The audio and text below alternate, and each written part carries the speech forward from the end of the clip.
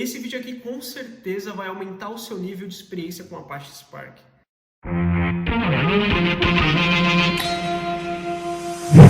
Fala pessoal, sejam bem-vindos a mais um vídeo do Big Data Masters. Eu sou o Vitor e hoje a gente vai falar, e não só falar, hoje a gente vai fazer um projeto, um projeto voltado para a área de engenharia de dados para mostrar aí para vocês quais são as atividades de um engenheiro na prática. Vocês me pediram bastante no Instagram. Então eu resolvi fazer isso, eu resolvi mostrar para vocês como são aí as atividades de um engenheiro de dados. A gente vai realizar hoje um projeto desde a parte da ingestão, da captura dos dados, até a criação do Data Lake, enfim, tudo isso utilizando computação em nuvem. A gente vai usar a cloud da Microsoft. E se você não é inscrito, já se inscreve aqui no canal, a gente está postando vídeo toda semana, muito conteúdo de qualidade. Deixa o joinha aqui e compartilha aí com o seu amigo que está tentando virar engenheiro de dados, está tentando se especializar, está tentando aprender mais sobre a cloud da Microsoft.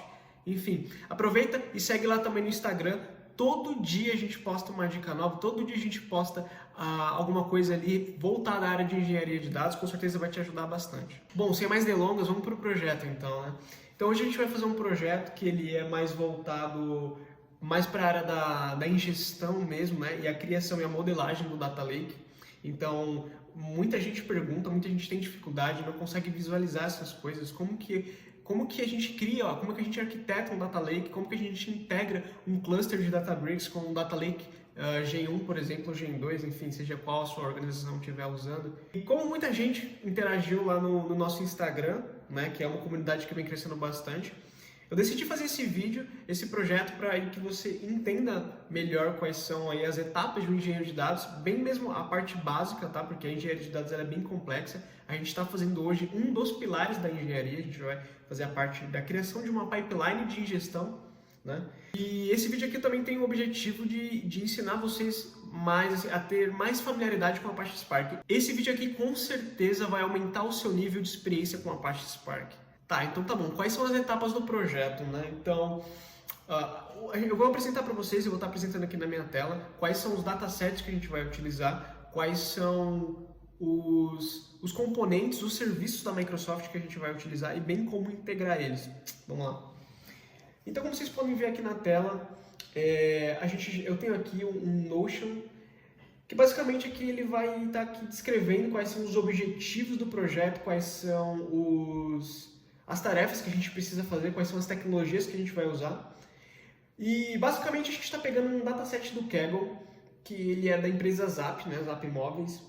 Eu vou deixar o link aqui na descrição se vocês quiserem realmente baixar e tocar esse projeto. Lembrando que o link do Git, tá? O link do GitHub com todo o código, todo o repositório vai estar lá prontinho para você também, vai estar aqui na descrição.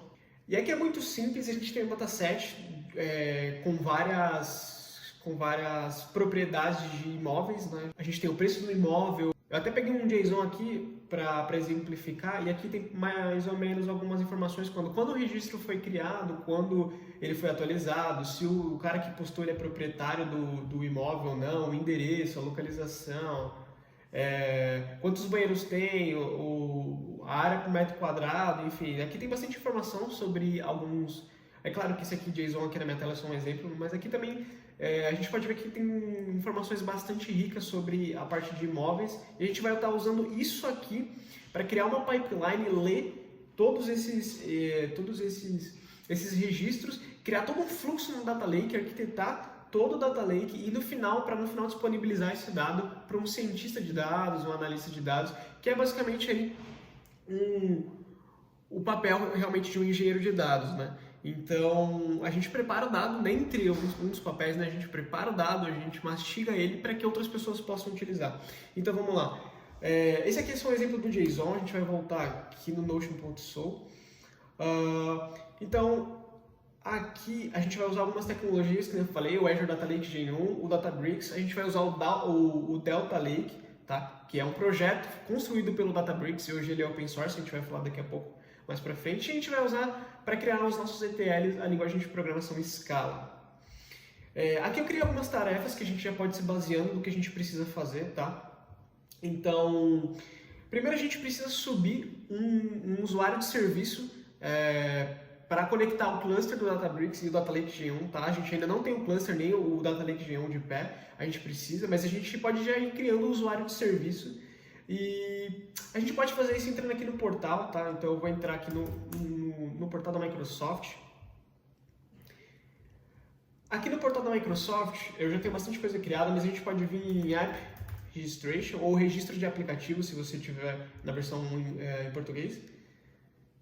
E basicamente esse usuário de serviço, ele é o que vai autenticar, ele é o usuário que vai fazer a requisição de leitura ou de escrita do cluster do Databricks para o Data Lake. Então é meio que como se funcionasse da seguinte forma: a gente tem um usuário de serviço, o Databricks vai usar esse usuário de serviço para conectar no Data Lake, para extrair dados, para escrever dados, enfim. A conexão é feita através desse usuário de serviço, através de uma autenticação, o Auth2, beleza? Então, vamos aqui no Web Registration, vamos dar um New Registration, e aqui a gente dá o nome do aplicativo, a gente pode colocar... Eu já tinha criado um, mas vamos criar um novo, ADLS Data Engineer V2. Aqui a gente pode deixar as configurações padrões e só dar um register. Dando só um register, tem 3 coisas que a gente vai precisar armazenar. Então a gente precisa armazenar esse client ID. Eu vou até abrir um bloco de notas. E é basicamente isso que vai permitir a autenticação desse usuário. A gente precisa do client ID. Então o nosso client ID. A gente vai precisar também do tenant ID. Tenant. A gente vai precisar de um secret, e o secret é basicamente a chave, o segredo de autenticação, como se fosse realmente a senha desse registro de aplicativo, e para isso a gente precisa vir aqui em certificados e segredos e dar um new client secret. A gente vai colocar aqui, vamos colocar Data Engineer ADLS Key, e aqui você pode colocar em quanto tempo ele vai expirar, vou colocar 1 ano mesmo. E aqui ele vai dar pra gente o secret. É bom anotar porque depois de um tempo isso aqui some. Secret ID. Legal. Então a gente já pode vir aqui no Notion. E essa primeira parte já tá feita. A gente também já armazenou o client ID, o tenant ID e o secret. E agora a gente vai subir o nosso Data Lake Gen 1. Para subir o Data Lake Gen 1, a gente pode vir no Microsoft Azure, a gente pode escrever aqui Data Lake Store Gen 1. Um bom ponto aqui é por que eu estou escolhendo o Gen 1 e não o Azure Data Lake Gen 2, que é o serviço mais recente da Microsoft, né? Então, muitas empresas ainda não migraram para o Gen 2, tá? A maioria das empresas continua dentro do Gen 1. O Gen 1 ele é uma excelente tecnologia, ele não é ruim, tá? Ele tem suas limitações, mas a gente está usando o Gen 1 aqui porque a maioria das empresas utiliza, e para atingir essa boa parcela aí, para atingir a maior parte do nosso público, que as empresas ainda estão utilizando o Gen 1, a gente decidiu também acompanhar vocês e utilizar o Gen 1. Então, como vocês podem ver, eu tenho 2 contas já criadas e eu vou usar uma delas, inclusive, mas se você não tem nenhuma, você vai em Add, clica aqui em Add, é bem simples na verdade de criar. E na hora de criar, basicamente ele vai te pedir qual o resource group, né? Você pode colocar qualquer um aqui ou criar um novo. Qual é a localização e qual que é o nome do seu Data Lake. Eu posso colocar ADLS Example Big Data Masters. Ele vai encontrar, pode ser Big Data. Ele vai encontrar aqui, ele vai dar um review mais create. E é bem simples, ele vai dar esse reviewzinho aqui, é só apertar Create, depois de um tempo, depois de uns 2, 3 minutos, o seu serviço vai estar de pé. Eu não vou criar porque eu já criei, eu vou usar esse aqui que eu estava usando mesmo para estudar.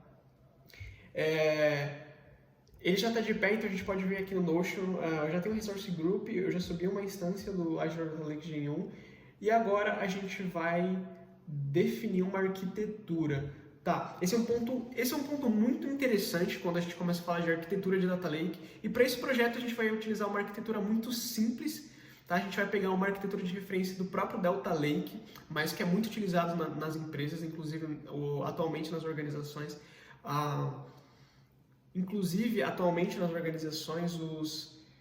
Os projetos de Data Lake, a arquitetura do Data Lake é muito mais complexa do que eu vou apresentar aqui para vocês, mas é legal para quem não tem nenhuma noção. isso vai ficar bem mais claro, né? Como você pode montar uma arquitetura de Data Lake, como que o dado vai fluir no seu Data Lake. Então, como é que funciona? A gente está aqui no nosso no Notion. Então, como vocês podem ver aqui na imagem, a gente tem os dados chegando, né? E eles são integrados na tabela de bronze, que é basicamente uma tabela delta armazenando dados em Parquet. A gente vai falar mais sobre o delta. Mas basicamente a gente vai armazenar nessa tabela bronze, vai ser armazenado o dado, não o dado bruto, mas o dado sem limpeza nenhuma, tá?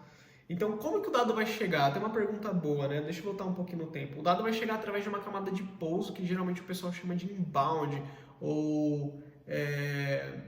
Putz, tem vários nomes, cara, mas agora me fugiu a cabeça. Mas tem inbound, pouso, enfim, é tudo a mesma coisa, é onde o seu dado bruto vai chegar, tá? O dado bruto eu digo CSV, o JSON, o XML. Então a gente armazena eles em um diretório específico, que é a porta de entrada para o nosso mundo de cloud. Então, depois que esses dados entram na inbound, a gente começa a processar eles com Databricks, mas na primeira camada a gente ainda apenas lê e não faz nenhum tipo de processamento, nenhum tipo de limpeza, tá? A gente simplesmente armazena no formato mais utilizado para analytics, por exemplo, com o formato de dado Parquet, por exemplo, né? E uma vez que ele está armazenado em Parquet, já é muito mais fácil, já é muito mais otimizado para a gente fazer os nossos trabalhos de analytics, de leitura, de diagramamento, limpeza, enfim. Então, a camada bronze, né, ou RAW, muitas vezes chamada, ela é uma transitória, tá? Então, você tem o seu inbound e você tem uma camada RAW que é a transição entre o formato de dado não otimizado, JSON, CSV, para o formato de dados otimizado e é nessas tabelas que a gente vai deixar todo lixo, todo dado não limpo, enfim, porém no formato otimizado. A tabela Silver já é diferente. A tabela Silver a gente lê da bronze, aplica algumas transformações, aplica limpeza, e essa tabela ela já está própria para consumo dos cientistas, dos analistas, enfim. E a Gold aqui a gente não vai utilizar, ela geralmente é uma tabela mais refinada, mais enriquecida, uma tabela para BI, às vezes uma modelagem Star Schema, enfim. A gente não chega até essa parte, geralmente o engenheiro de dados ele fica até a Silver, ele disponibiliza o dado e é isso. Todas essas tabelas, desde a bronze até a Silver, a gente vai estar usando o Delta Lake e a gente vai estar conversando um pouco mais sobre ele daqui a pouco. Bom, então a gente já sabe que a gente vai usar 3 camadas de Data Lake, onde os nossos dados vão fluir. Primeiro ele vai cair na inbound, depois ele vai cair na RAW e depois ele vai para o Silver. E no Silver, dali em diante, para Gold ou qualquer outra camada. Então, para isso, a gente já precisa criar as camadas do nosso Data Lake. A gente já precisa definir os diretórios. E para isso eu vou usar um programa aqui, né, da Microsoft que chama Microsoft Azure Storage Explorer. Ele é bem legal, você consegue interagir com diversos objetos da sua subscription, ou de várias subscriptions, como Storage, Cosmos DB, enfim. E a gente consegue fazer o upload e a criação de pastas através desse aplicativo aqui, tá? Então eu vou entrando aqui já, eu tenho a minha subscription, Pay as you go, e aqui eu tenho o meu serviço de Data Lake, tá? O meu ADLS Blob Study. Eu já criei as pastas aqui em Bound, Silver, Gold e RAW. Nem sempre você vai criar as pastas dessa maneira, tá? Eu estou criando de uma forma bem simplificada mesmo, não é assim que as organizações utilizam, mas é mais para que você entenda o conceito. E na Inbound eu já fiz o upload do meu JSON, o Inbound onde ficam os dados brutos, tá? Então aqui a gente já definiu uma arquitetura, a gente já criou as pastas e agora falta realizar a ingestão para a camada inicial. Legal. Esse check aqui era basicamente subir o JSON na Inbound. Agora a gente precisa dar permissão para o usuário de serviço. A permissão para o usuário de serviço, basicamente, a gente pode vir em Data Explorer. A gente pode entrar no nosso serviço de Data Lake, tá? Então a gente escolhendo o serviço de Data Lake, vem aqui embaixo no Data Explorer. E aqui na raiz mesmo, como a gente está tratando os dados, como posso dizer, a gente é um engenheiro de dados, a gente tem acesso a todas as camadas, tá? É comum que o engenheiro de dados tenha acesso a todas as camadas. a gente vai dar permissão para o nosso registro de aplicativo, tá? Então a gente vem aqui, eu não sei se mostrei para vocês, mas a gente vem aqui em Access, vamos dar um Add, e aqui a gente vai dar uma permissão de leitura, escrita e de execução para todas essas pastas e as filhas, tá? Então a gente começa realmente na raiz e dá permissão para todos os filhos. O ADLS Data Engineer V2, então a gente pode dar OK e pronto, ele já está com permissão. Basicamente no Data Lake é isso que a gente precisa fazer. Agora a gente vai para a parte do Databricks, se não me engano, tá? Então a gente dá permissão para o usuário de serviço e agora a gente vai no Databricks. No Databricks, para você criar um cluster de Databricks, você vem aqui em Azure Databricks, procura aí para Azure Databricks. Você pode criar um novo workspace, dentro do workspace você cria diversos clusters, mas você pode criar aqui um premium, enfim. Eu criei já um standard normal, tá? Então eu vim aqui em Edge, eu escolhi o meu resource group aqui do Databricks e eu criei um standard, porque o premium é muito mais caro. Mas aqui dentro do Databricks, aqui já é o meu workspace. Dentro do Databricks, que é essa telinha aqui, para a gente integrar o usuário de fato para a gente amarrar o usuário ao cluster do Databricks e fazer a conexão com o Gen1, a gente precisa criar um cluster. Então eu já tenho um cluster criado, vocês podem criar um aqui. A gente vai criar um cluster novo. No caso de vocês criarem um cluster novo. Pode ser standard mesmo, não tem nenhum problema. Só atenta aqui ao auto-scaling, tá? Se você deixar auto-scaling, ele realmente vai, cara, subir várias máquinas, toma cuidado com isso. Então você pode deixar 2 máquinas aqui e pegar algum tipo de máquina mais fraquinha, menos parruda. Eu sempre uso a versão, uma das mais recentes, né? Muito por conta do pacote Delta, né? Do projeto Delta. Então eu prefiro usar ainda a versão 2.4.5 do Spark. Então eu vou usar aqui o Databricks Runtime 6.5. E aqui é onde a gente configura, é uma das maneiras onde a gente pode configurar o nosso cluster com o usuário de serviço, tá?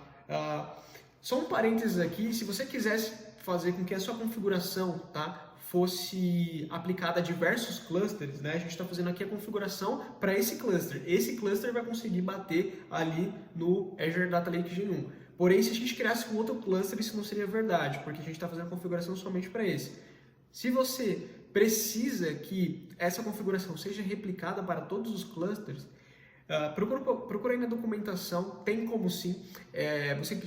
Geralmente a gente cria um script, né, que roda para todos os clusters, que fica dentro do diretório Databricks init, tá? Tem a documentação do Databricks explicando melhor, mas é possível sim que você utilize essas configurações para aplicar para todos os clusters, né? Criando como posso dizer, uma configuração global entre todos os clusters. Aqui a gente não vai fazer isso para simplificar. Bom, o que a gente precisa fazer aqui basicamente se a gente cair aqui na documentação, ele até fala, tem diversas maneiras de a gente autenticar, tá? A gente pode usar ou autenticar somente o notebook, somente a Spark Session que a gente tá dentro daquele notebook, ou a gente pode autenticar o cluster inteiro na hora que ele starta através dessas credenciais aqui. Então a gente pode copiar todas essas credenciais e vamos começar a preencher. Bom, se vocês prestarem atenção, ele fala aqui que o prefixo ele é o FSADLS nas novas versões. Então a gente pode simplesmente substituir o prefixo por isso. Todo esse prefixo aqui. Então é só substituir aqui o Client ID. Então Client ID a gente coloca aqui. O Tenant ID nós colocamos aqui no Directory ID. E o Secret a gente coloca dentro do Service Credential. Então a gente pode colocar. E basicamente a gente tem... Eu esqueci até de colocar essa linha aqui. Tá? Mas basicamente a gente consegue autenticar o cluster dessa forma. Vamos lá. E o prefixo aqui, igual aos outros. fs.adl. Legal. Vamos aqui então na telinha do Databricks e é só basicamente colar isso aqui mesmo, vai ser tipo uma chave valor. Bom, eu vou fazer isso no meu cluster já, que eu tenho ele aqui. Aqui em Advanced Options eu já tinha colocado um teste que eu tinha feito algum tempo atrás. Era esse usuário que eu estava usando aqui, mas para efeito demonstrativo eu vou estar colocando esse novo usuário. A gente pode dar confirmar e vamos dar um start. Bom, enquanto o cluster aqui tá ligando, eu ia falar para você deixar o seu like, se inscrever aqui no canal, segue lá no Instagram, não esqueça, a gente está sempre postando algumas dicas de qualidade, fazendo com que você aí melhore o seu conhecimento sobre engenharia de dados. Você que está querendo migrar para a área, a gente está prestando atenção aí em vocês, a gente gosta de interagir com vocês, então segue lá. Essa é uma das nossas missões, como eu sempre falo nos vídeos, né? De a gente aí tá construindo uma comunidade de engenharia de dados no Brasil muito forte. Nesse vídeo eu vou estar ensinando o que você não encontra nos vídeos sobre engenharia de dados. Aliás, nesse pouco material que a gente tem na língua portuguesa, cara, eu não vi isso em nenhum lugar, tá? Então, pode ser que vocês tenham visto isso outra pessoa em português ensinando, mas eu particularmente não vi isso. Por isso que eu tô falando que o que eu estou ensinando aqui hoje, você não vai encontrar na língua portuguesa tão facilmente assim. Bom, o cluster acabou de ligar, então bora voltar. Bom, o cluster aqui já startou, demorou um pouquinho, mas startou. Para a gente testar, então eu já tenho até um script aqui, eu fiz alguns outros projetos. Nessa pasta aqui eu lembro que eu tinha um cara... Tá, esse é um antigo, mas eu consigo aqui simplesmente dar um dbutils, tá? Vou pegar essa URL aqui que é do meu data lake, dbutils.fs.ls, para a gente listar o diretório do data lake. Se tudo der certo, a gente vai conseguir conectar.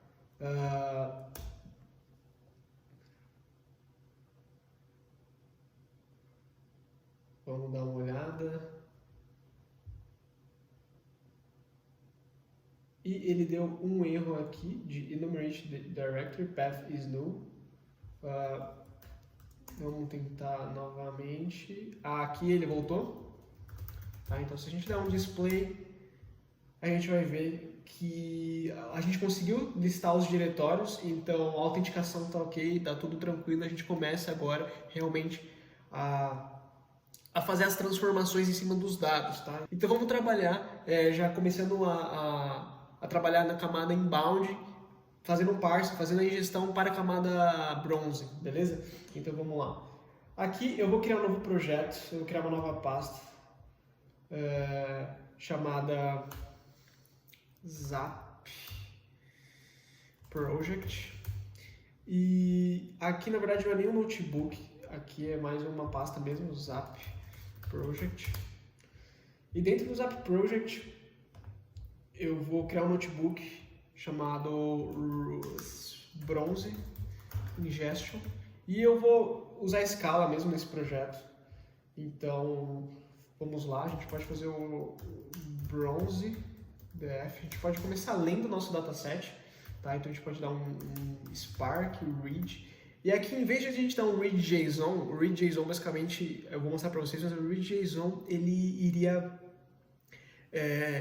já ler os dados e tentar fazer um parsing dos dados, tá? Então, não é isso que a gente quer. A camada raw ela serve mesmo para a gente deixar o dado sem fazer nenhuma transformação, sem aplicar nenhum esquema. Então, a gente vai ler ele como realmente um texto, a gente vai ler como se fosse um JSON normal, uma string. E para isso a gente vai usar o Spark Read Text.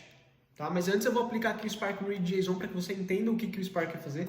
Spark Read JSON. E aqui, vamos pegar o path do arquivo. Posso até pegar aqui dentro da pasta inbound. A gente pode vir aqui em copy URL e fazer a ingestão aqui desse cara. Então vou armazenar o meu inbound, o meu arquivo inbound. Fala inbound file.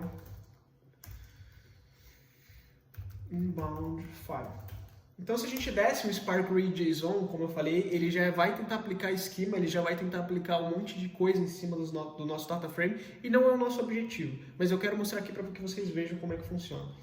Então, ele vai... Se a gente dá um...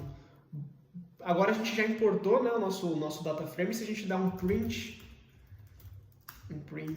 schema, para ele printar realmente a árvore de esquema do nosso data frame, você vai ver que ele já fez um monte de parsing, ó, struct, string, double, a gente não especificou nada e simplesmente ele fez o parsing do jeito que ele inferiu, do jeito que ele achou que fosse melhor. Bom, mas a gente sabe que a nossa camada raw, a nossa camada bronze não é para isso, então a gente vai dar um read text mesmo. Vamos dar um read text. E agora, se a gente der um print schema, a gente vai ter só uma linha, que é o value. Vamos printar aqui o nosso data frame e a gente vai ver, cara, que ele realmente é o nosso JSON em string, né? E se a gente for ver exatamente esse JSON aqui que está na tela, que eu estou mostrando para vocês no VS Code, e a gente não vai precisar de todas as informações, mas a gente precisa, antes de a gente armazenar realmente no bronze, na camada bronze, a gente precisa entender um pouco o nosso dado, tá? E aí é até importante para a gente saber se a nossa tratativa aqui de ingestão vai ser uma tratativa de ingestão delta ou full. O que seria o delta? A gente estaria armazenando somente o diferencial e não a carga inteira sempre, tá? Fazendo uma extração, a gente conseguiria fazer uma estratégia de extração que viesse somente o diferencial dos dados e a gente não precisasse sempre extrair a base inteira e sobrepor a que já existe, tá? Então, como que a gente identifica uma possível base full aqui, tá? Eu não conheço realmente todo o dataset, eu não sei o histórico dele, eu não sei como ele era extraído no sistema fonte, eu só baixei do Kaggle, mas a gente pode perceber aqui que a gente tem um updated@, e a gente tem um created@. Basicamente, a gente tem a data de criação do registro e a gente tem a data de atualização. Se a gente parar para pensar, isso aqui a gente poderia, sei lá, no nosso ETL trazer somente os dados que modificaram depois de um determinado tempo. A gente poderia controlar isso.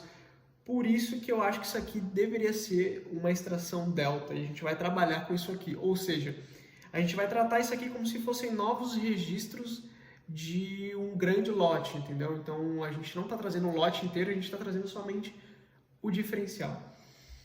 Essa é uma das técnicas que você pode utilizar para identificar se o dado ele é realmente um dado delta ou full. Você simplesmente vê se ele tem uma coluna de atualização ou de criação e você consegue começar a trabalhar com range de tempo para extrair no sistema fonte somente um diferencial. Legal. Aqui a gente não vai fazer nenhuma modificação, a gente vai armazenar ele do jeito que ele é. Porém, a gente precisa de uma chave única aqui, e a chave única está bem clara, é o ID. A gente vai simplesmente testar para realmente ter certeza que é o ID.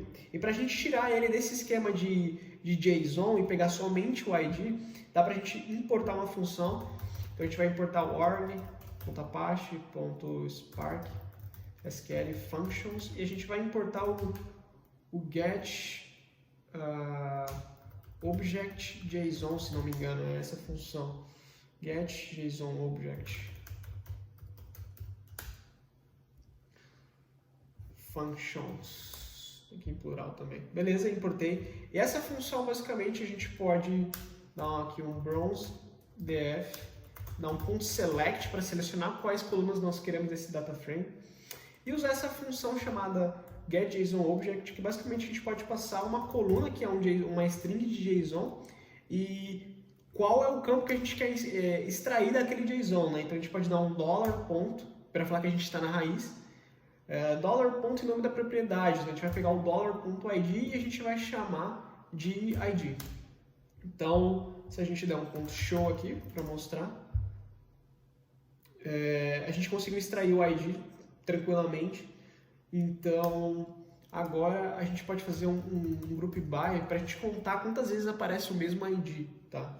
E ver se realmente isso pertence ao mesmo ao mesmo imóvel, né? Se é um ID por imóvel ou se basicamente ele repete. Se você tem um comprador, ou desculpa, um comprador não, um vendedor e o ID repete. O ID é único somente por vendedor. A gente quer analisar basicamente isso. Então vamos aqui por ID, vamos dar um ponto count e um ponto show. Acho que isso aqui já vai ser suficiente para mostrar pra gente se tem cara repetido ou não.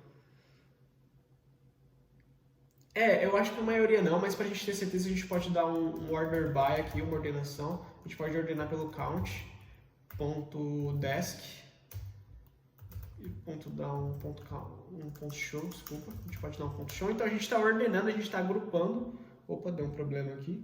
Group by, ponto desk, group by, faltou o count aqui, não poderia ter apagado. Então, basicamente, a gente está agregando, né, fazendo um agrupamento por ID. Então, a gente quer ver, a gente está contando quantas vezes o mesmo ID aparece para ver se ele é único ou não. Bom, a gente acabou de ver que ele é único, tá? Então, ele é único por imóvel. Eu estou assumindo isso, eu não conheço todo o dado, mas eu estou assumindo isso baseado na amostra que a gente tem. Então, a gente consegue usar esse cara. Então, eu vou extrair, eu vou deixar o JSON mesmo como ele está. Só que eu vou extrair a coluna de ID. Para quê? Para que da próxima carga, se esse cara vier repetido por algum motivo, ele não vai entrar. A gente vai usar uma estratégia para tirar a duplicação aqui. Beleza? Então, bacana. A gente já viu, vamos somente deixar essa parte do código aqui, do select. Então, a gente pode dar em vez de um select, aqui a gente pode dar um with column. Basicamente, a gente está criando uma nova coluna no data frame, que recebe, o if column recebe dois parâmetros: o nome da coluna que você quer aplicar, né, o nome da coluna e a transformação que ela vai receber. Então, a gente vai colocar aqui ID mesmo, e ela vai receber essa transformação. Então, se vocês forem ver aqui, a gente já criou nossa coluna ID, val bronze df2, basicamente. E a gente pode deixar isso aqui em cima. Bom, agora que a gente já criou e a gente vai armazenar exatamente desse jeito, a gente precisa criar uma estratégia para tirar a duplicação caso esse cara exista, né? Nas empresas e nos fluxos de dados é muito comum a gente deixar sempre a append only, a bronze, porém o problema disso é que ela começa a crescer, mesmo que seja delta. Se você não garante que a sua pipeline é delta, ele tende a começar a poluir, ele tende a começar a duplicar os dados nessa bronze e não é uma coisa bacana. Então, para efeito de simplesmente a gente não ter esse tipo de problema aqui, a gente vai usar uma estratégia para tirar a duplicação dos dados, e para isso a gente vai usar o Delta Lake, tá? O Delta Lake é um projeto construído pelo Databricks, o qual transforma o Data Lake em um Data Lake House. Se você não conhece o Delta, vale muito a pena você procurar sobre, mas basicamente ele traz aquelas propriedades ou as principais propriedades de um Data Warehouse, por exemplo, as propriedades de Schema Enforcement, né? Que é você garantir que o esquema que está sendo escrito no Data Lake é o mesmo esquema que a sua tabela possui. Schema Evolution, você consegue, e isso aqui não vem do DW, tá? Mas é uma das features legais do Delta Lake, você consegue evoluir o seu esquema, né? Porque o mundo de Big Data, os dados estão evoluindo a todo momento, o seu dataset precisa que o esquema evolua, então ele é bem flexível. A Time Travel, você consegue voltar no tempo numa versão da tabela, você consegue fazer um update, um delete, coisas que não eram possíveis antes com o Apache Spark Open Source, né? E o Delta Lake ele vem por cima do Spark, tá? Então ele é uma camada que fica ali junto com o Spark na hora da interação com o dado no Data Lake, e vale muito a pena utilizar esse projeto. Eu mesmo começo um projeto de Spark sem o Delta Lake, beleza? Então, para a gente começar a utilizar Delta Lake e a gente começar a salvar o nosso dado, a gente primeiro precisa verificar se esse cara já existe, né? Então a gente pode dar, se a gente tiver Spark catalog ponto, a gente tem algumas funções aqui e eu quero alguma coisa que me diga que a tabela já existe, ou o database, tá? List databases, table exists. Então, table exists, a gente vai criar um database. Então a gente vai chamar de db Zap Project, tá? DB Zap Project, bronze, sei lá, bronze. Não, como tudo vai estar tudo no mesmo projeto, eu vou deixar aqui, tá? DB Zap Project. Agora eu fiquei um pouco confuso. Eu acho que é melhor separar realmente por contexto, tá? Porque imagina um projeto que vai crescer muitas tabelas, você deixa os bronzes dentro de um database só, os silvers dentro de um database só. Então a gente vai colocar DB Zap Project Bronze e a gente vai ver se dentro desse esquema a gente tem a tabela que a gente vai colocar TB Zap Imóveis. E ele vai retornar para a gente um booleano true ou false se ele já existir. Nem o database existe isso, por isso que a gente vai usar um Spark SQL aqui. A gente vai dar um create database if not exists. Então cria esse database se ele não existir.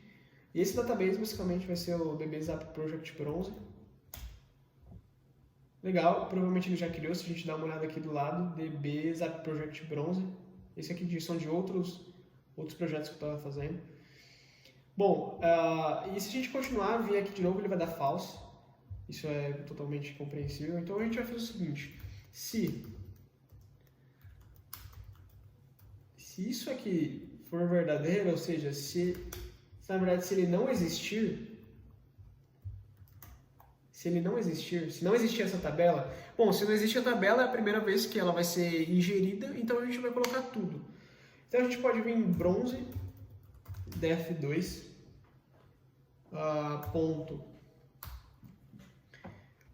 write.format, e aqui é que a gente diferencia o delta do parquet. Antigamente o pessoal colocava com o format parquet, mas para você escrever em delta é muito mais fácil se você colocar o format delta.option. A gente vai passar um caminho para ele, tá? O caminho vai ser dentro da nossa raw, que eu vou renomear isso aqui para bronze, tá? Bronze. Então aqui, deixa eu ver, vamos pegar o URL e a bronze. Show. Tá bom, então a bronze. Então agora que a gente já colocou aqui, a gente pode dar um save as table, tá? Inclusive a gente pode colocar uma outra coisa aqui, que é o mode, que por padrão ele já vem append, mas só para deixar mais claro, tá? Então ao invés de a gente fazer um overwrite sobre escrever, a gente vai dar um append nos dados. A gente vai appendar eles lá no final. A gente vai dar um save as table. Eu vou até quebrar isso aqui um pouquinho, que tá me dando um pouco de agonia. Eu preciso deixar ele formatadinho. Então a gente vai dar um save as table e o nome vai ser exatamente TB Zap Imóveis. Legal. Caso contrário, a gente vai querer fazer alguma coisa para tirar a duplicação. Caso contrário, então a gente vai fazer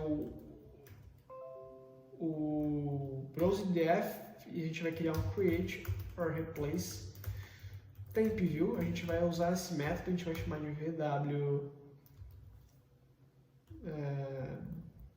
VW bronze, ou então a gente pode chamar melhor de source, que esse é o cara, é a fonte que vai trazer realmente a nossa atualização. A gente basicamente com create or replace temp view, a gente está falando para o Spark, olha, crie uma view baseado no conteúdo desse data frame. E agora a gente começa a poder chamar um Spark SQL aqui para aplicar comandos SQL e continuar o nosso processamento. Por quê? Porque alguns comandos do Delta são mais fáceis de a gente utilizar Spark SQL. Legal? Então a gente vai chamar Spark SQL, então a gente vai chamar o nosso porta de entrada spark.sql e a gente vai basicamente fazer uma tratativa de usar merge, né? Então o merge ele ajuda aí a gente a tomar, por exemplo, comparar dois registros que já existem e caso exista ou não o ID daquele registro, por exemplo, a gente vai aplicar uma ação caso ele exista ou não. Então, por exemplo, ele pode existir se esse ID existir e, por exemplo, a data de atualização dele for maior do que o ID que já existe, a gente atualiza. A gente pode usar alguma coisa do tipo, sabe? Então é exatamente isso que a gente vai utilizar, a gente vai chamar o merge. E o merge, lembrando que ele só está disponível se você traz junto o pacote do Delta Lake, que por padrão já está vindo com o Databricks Runtime 6.5, até acho que desde o Databricks Runtime 5.5, mas essa é uma das versões mais atuais do pacote do Delta. Então vamos aqui utilizar o merge, então merge into e o nome da nossa tabela, o nome da nossa tabela é dbsap. Inclusive acho que a gente pode colocar isso dentro de uma variável, vamos chamar aqui, vamos criar aqui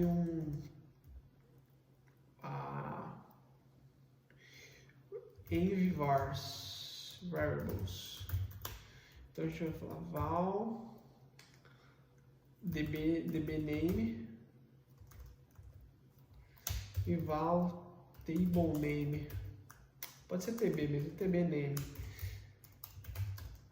E val table id, que basicamente vai receber o dbname ponto tbname. Isso aqui é a interpolation, a gente está fazendo um evaluate. A gente pode fazer um save as table e esse aqui é o nome da tabela. Opa, nome da tabela aqui embaixo. E o nome do database. E agora a gente pode usar esse table ID, se a gente fizer um print aqui. Ele é exatamente esse cara. A gente pode, inclusive, usar esse cara aqui, table ID. Aqui a gente pode dizer tbname. Então, merge into... Aqui a gente precisa colocar o S na frente para interpolar. Table ID as target, que é o target, onde a gente vai querer apontar os nossos dados que estão vindo para essa tabela. E a gente vai usar os dados de atualização, eles estão vindo do VW Source, tá? Então, using VW Source, a gente pode chamar as source, por exemplo. E agora a gente fala, o on, a gente fala a condição. Qual que é a condição do merge, tá? Como que a gente vai fazer isso? A gente dá o on, a gente pode falar target.id é igual a VW source.id. VW source não, desculpa, source somente. Source. E caso essa condição bata, ou seja, caso exista tá, no meu batch novo, por exemplo, caso exista já um ID de imóvel do mesmo que já exista dentro da minha tabela, eu simplesmente vou verificar se a data de atualização desse novo registro do imóvel é maior do que a data de atualização desse cara, que significa que esse registro que está chegando é mais atualizado. Se não for, eu não vou fazer nada. E se não der match, ou seja, se o ID do batch que está vindo, né, o ID do imóvel, não tiver na minha tabela, eu vou inserir. Então eu vou fazer basicamente o when matched. Então quando bater os IDs, and target não, source ponto, aqui eu acho que valeria a pena a gente externalizar também o created at e o updated at. Então vamos fazer o seguinte, vamos externalizar aqui também, tá? O if column, vamos criar mais um if column, created at, e aqui é a mesma coisa, created, porque a gente vai precisar comparar datas, e nesse momento atual, nosso data frame, o created at, ele é uma string, então, e o updated at também, então não vai funcionar, a gente precisa externalizar isso. Updated at, e eu acho que só isso aqui vai funcionar, vamos ver. Deixa eu dar um display no meu Bronze DF2. Eu tenho created at, mas ele não trouxe o updated at. Por que será? Será que não chama updated at aqui? Vamos dar uma olhada melhor. Vamos olhar aqui dentro do nosso JSON, a gente tem um cara, cadê? Created at, updated at, ué, eu coloquei acho que esse nome, eu errei.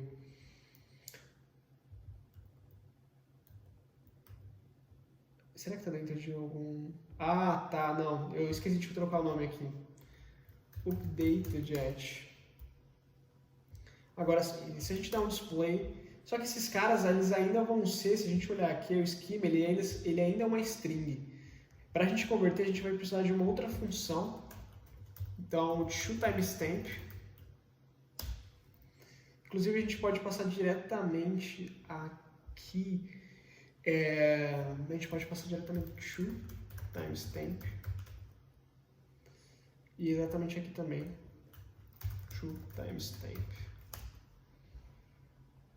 Se a gente der um display,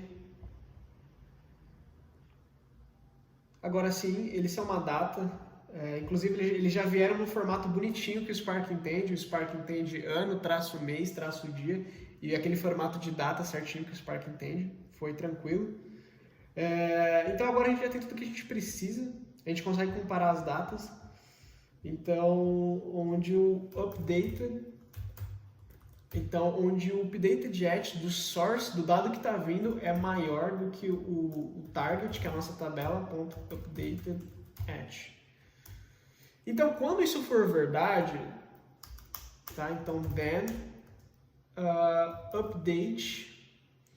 update set asterisco, ou seja, atualize todas as colunas. Eu não sei qual mudou, e essa é uma grande vantagem do Spark. Às vezes a gente pode, essa é uma grande vantagem do Delta Lake, tá? Porque a gente passa update set asterisco, basicamente fala para ele, atualiza todas as colunas. Enquanto que, por exemplo, quando a gente tem no Data Warehouse, se a gente tem 200 colunas, a gente tem que passar as 200 colunas de atualização. Não tem jeito. Aqui eles facilitaram muito a nossa vida. Então, se não bater, então, when not matched, then insert, então faz o insert dali. Vamos testar isso aqui. Da primeira vez ele vai fazer somente o append, tá? Vamos testar isso aqui. Deixa eu pegar aqui o nome da tabela.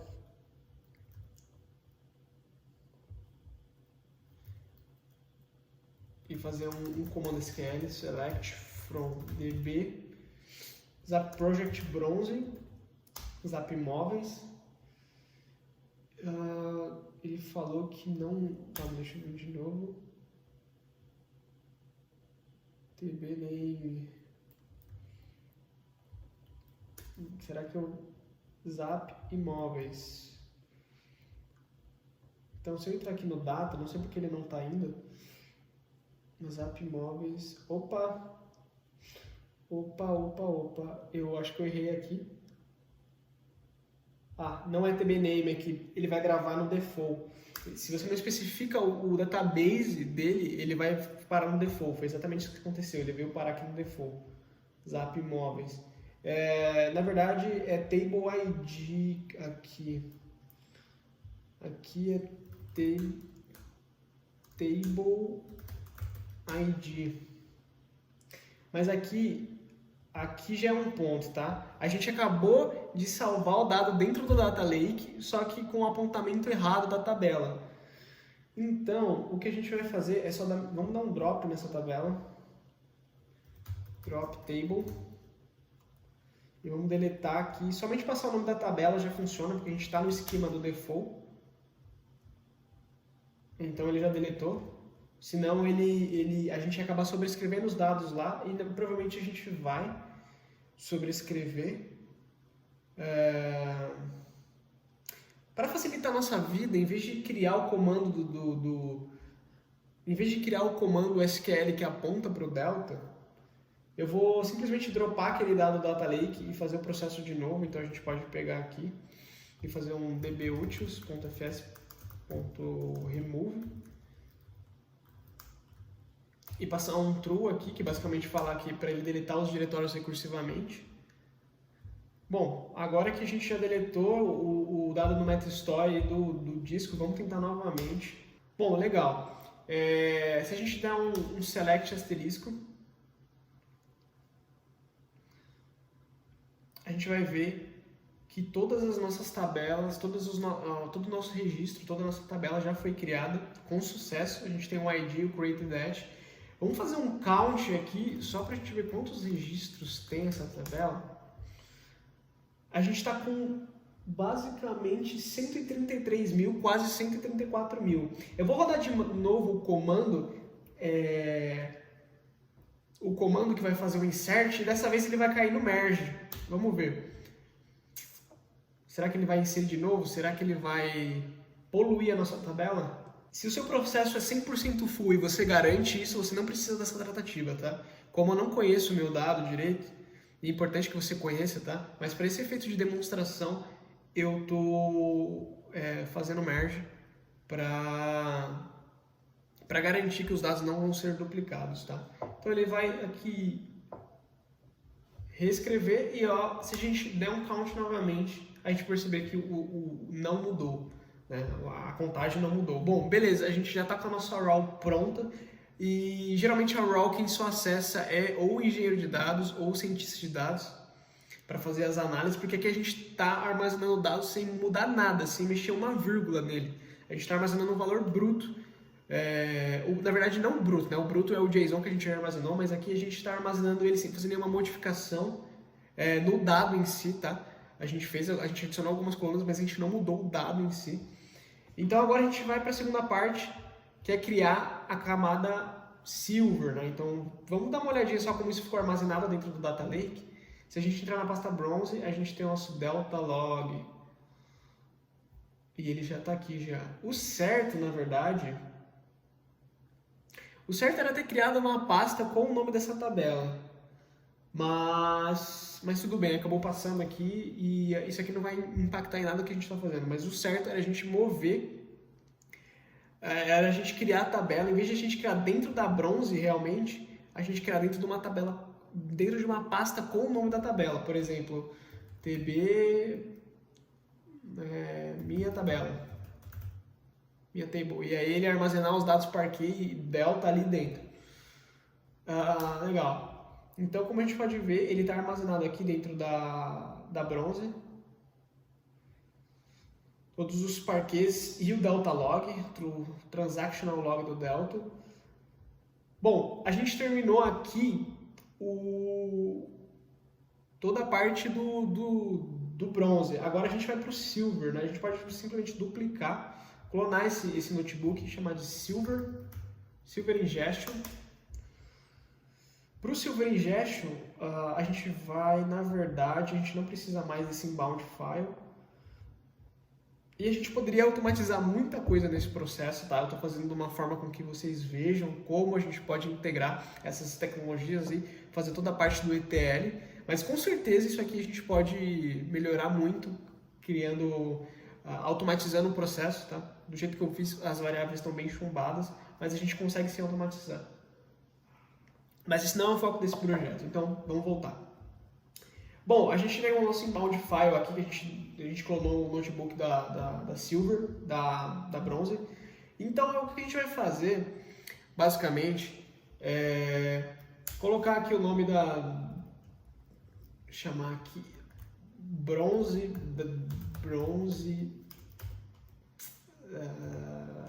DB. E o Bronze DB, a gente pode colocar isso aqui, né? DB Exato Project Bronze, as mesmas coisas, inclusive aqui, Bronze Config. Então a gente pode fazer exatamente isso aqui e tirar o DB Name. Bom, a gente tem o Bronze DB e o Bronze ID. Eu vou copiar isso aqui porque a gente vai precisar também para Silver. Então, Silver Config, a gente vai estar colocando aqui Silver, TB Zap Mobs, tudo bem, e Silver.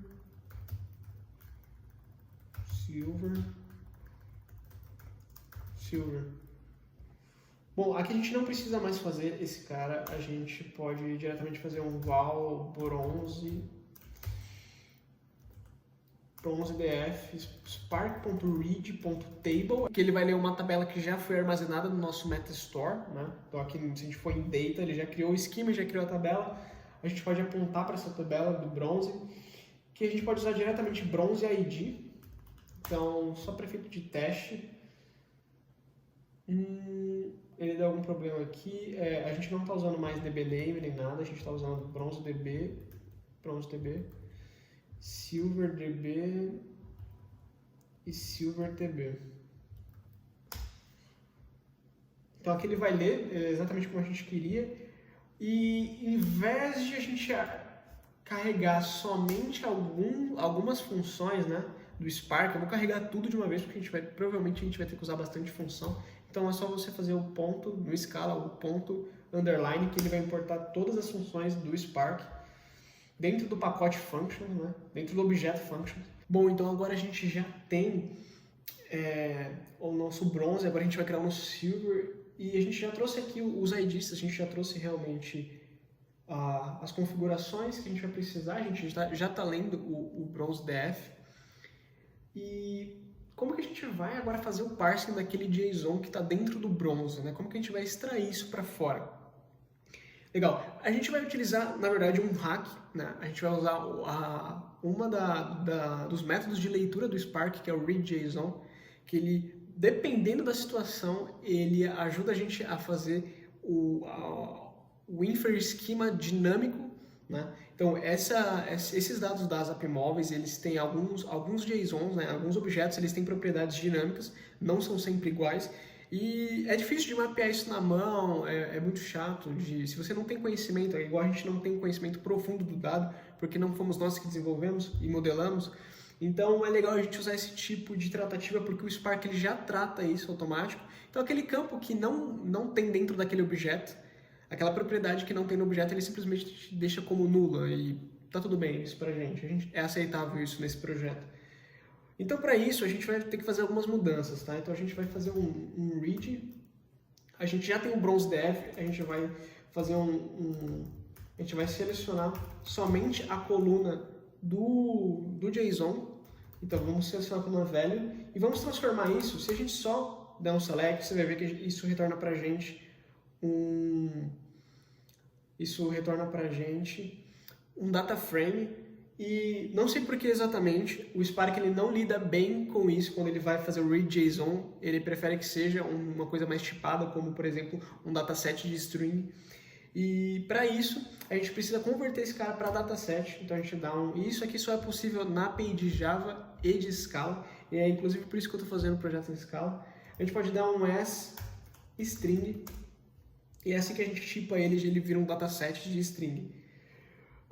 E para a gente começar a extrair proveito da API de leitura, desse método de leitura do JSON do Spark, é só a gente dar um Spark read JSON e passar esse data frame de dataset de string. Então, basicamente, ele já vai fazer o parsing para a gente sem muita dor de cabeça. Então, como vocês podem ver, aqui a gente já tem uma struct, o endereço virou uma struct, né? Então, o endereço, ele é um objeto gigantesco aqui. Então, ele virou já uma struct, a gente consegue trabalhar com isso, a gente vai chamar de val pré-silverdf. Nem todas as colunas faz sentido a gente trazer para a nossa tabela silver. Por exemplo, as imagens não faz sentido. Não sei se a gente já tirou isso no dataframe passado, deixa eu dar uma olhada. Não, ela ainda está aqui. Então a gente vai fazer isso, a gente vai começar a limpar e aplicar os esquemas corretos para criar a tabela final e disponibilizar para o usuário. Então, pré-silverdf. Inclusive eu quero dar um display aqui para vocês verem como é que está esse dado. Display. Pré-silverdf. Então ele já está aqui no formato de struct parseado. Para vocês darem uma olhada, tá aqui, ó. Isso virou para a gente praticamente uma struct, um objeto, e já está tudo parseado, tudo inclusive com a tipagem que o Spark colocou através do Infer Schema dele. O que já adianta pra gente muita parte do processo. Legal, então aqui a gente vai querer excluir, a gente quer dropar a coluna de imagem, né? Não faz sentido aqui pra gente.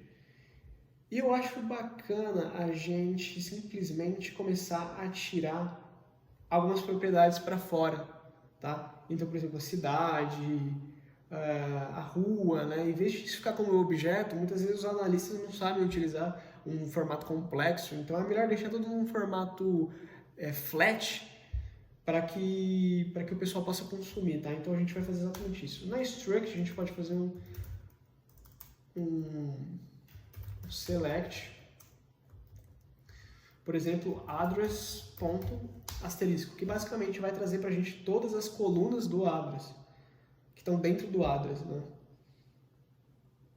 Então, vamos ver. A gente tem um pré-silverdf aqui, a gente pode dar um display em todo esse cara, todo esse processo que a gente estiver fazendo. Até acabei sujando aqui.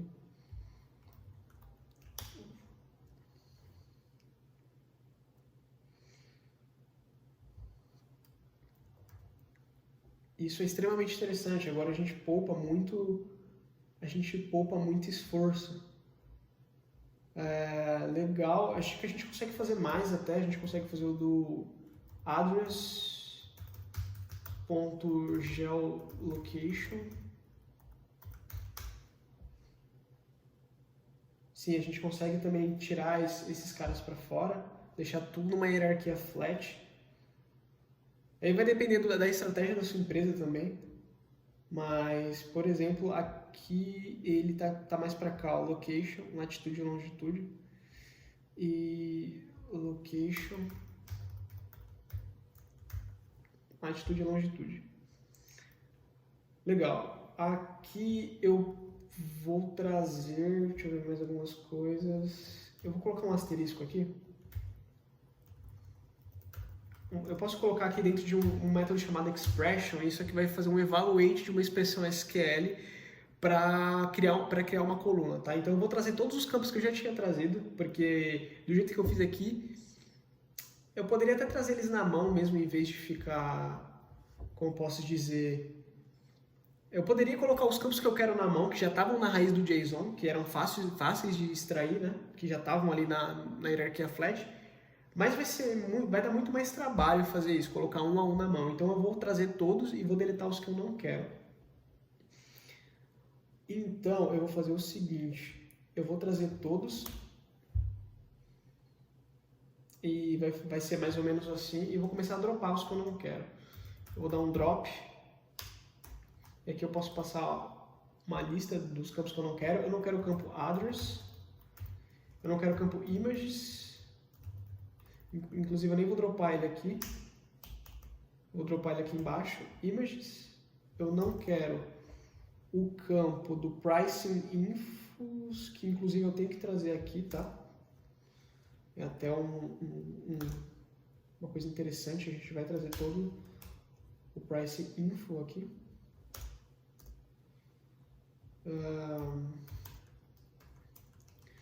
Vamos trazer o pricing infos. Deixa eu pegar exatamente o nome da coluna aqui. Pricing infos. Ponto. Deixa eu só ver se a gente não errou aqui, tá certo? Certinho. Pricing infos ponto estrela, que vai me trazer tudo. E agora a gente pode começar a dropar esses colunas aqui. Deixa eu só executar aí, vamos ver. Opa, ele vai... Acho que dá um ruim aqui, que essa coluna está vazia. Vamos ver o que ele vai trazer pra gente, mas a gente está quase terminando. Foi uma coisa extremamente... Um hack extremamente eficiente. Tá tudo certo. Pricing infos... tá, eu não dropei o pricing infos ainda. Eu quero dropar essa coluna também. Mas você pode ver que o Price Info está mais aqui para a direita.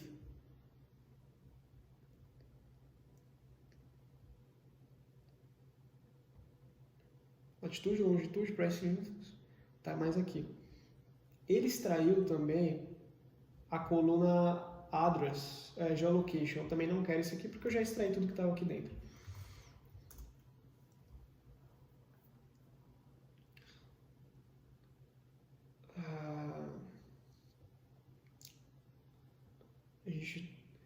Bom, acho que legal. A gente já está com tudo que a gente precisa.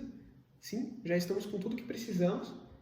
Eventualmente a gente poderia aplicar mais alguma coisa aqui, um filtro, ou transformar um campo de um outro jeito para o negócio, mas aqui a intenção mesmo é mais básica, é mais para a gente ver como a gente poderia tratar JSONs aqui dentro do Databricks.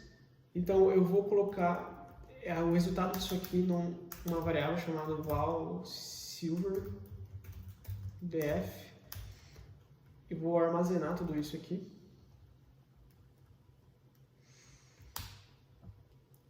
Bacana. Agora a gente tem o nosso silver df, a gente já tem o nosso database também, criamos o nosso database. E agora a gente vai fazer a mesma coisa que antes, basicamente. A gente tem o nosso table ID, a gente tem o silver ID, né? A gente pode colocar aqui. Então, se ele já existe, se a tabela já existe, se ela não existe, ele vai fazer um append com o silver ID. Se não,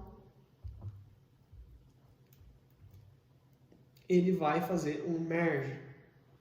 Eu acho que está tudo certo. Vamos dar uma olhada. Ah, tá. Aqui é bronze, aqui é silver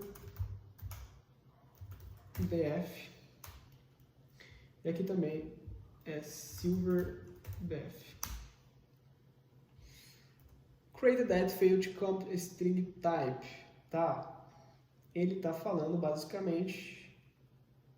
A gente já criou esse cara de alguma forma.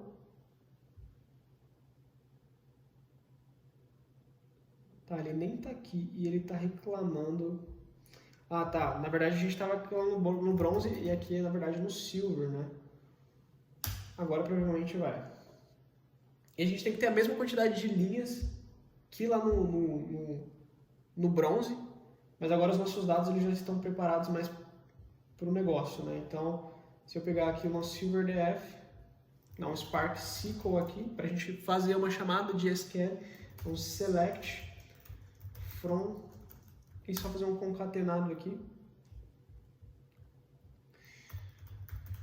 fazer um count, ele tem que retornar exatamente aquele valor, exatamente o que retornou no bronze df, tá? Então se a gente rolar de novo, a gente vai acabar caindo no merge, a gente vai ver que não tem problema nenhum, ele vai tirar a nossa duplicação, sem problema. A gente está garantindo que os nossos dados vão ser únicos, né? Vamos lá. Essa operação de merge ela é chata um pouco, ela demora, dependendo da quantidade dos seus dados. Mas uma vez finalizada, a gente pode contar de novo. A gente vai ver que o resultado é o mesmo. É o mesmo. Então, para finalizar, vamos ver como ficou nossa tabela. E essa é a tabela que o negócio vai consumir, a tabela que os cientistas e os analistas vão consumir. Tá? Eventualmente a gente poderia mudar a ordem das colunas para ficar numa ordem lógica melhor. Mas eu acredito que o resultado foi bem satisfatório. A gente viu aqui como a gente trata com JSON e JSON dinâmico. Porque, como a gente pode ver na coluna, principalmente do Pricing Info, ele cria muita coluna que, por exemplo, aqui nem todas têm o rate ao total price, por exemplo, né? Nem todos os objetos tinham as mesmas propriedades. O Spark fez isso pra gente de uma forma maravilhosa.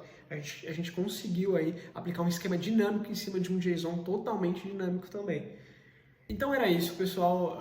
Acho que o resultado foi bem satisfatório. Deu para vocês verem como é mais ou menos utilizar o Azure Data Lake Gen 1 com o Databricks, como fazer uma conexão entre o cluster, uma autenticação usando o cluster e o usuário de serviço dentro do Azure Data Lake Gen 1, como a gente geralmente trabalha na indústria com as camadas do Data Lake, como a gente cria uma arquitetura de Data Lake, como que a gente escolhe mais ou menos qual que vai ser a arquitetura, como o dado flui, como a gente armazena esse dado, né? Como que a gente tira a duplicação, qual é a estratégia que a gente segue de merge, enfim. Acho que deu deu tudo aí pra gente conversar. Qualquer dúvida, manda lá no Instagram.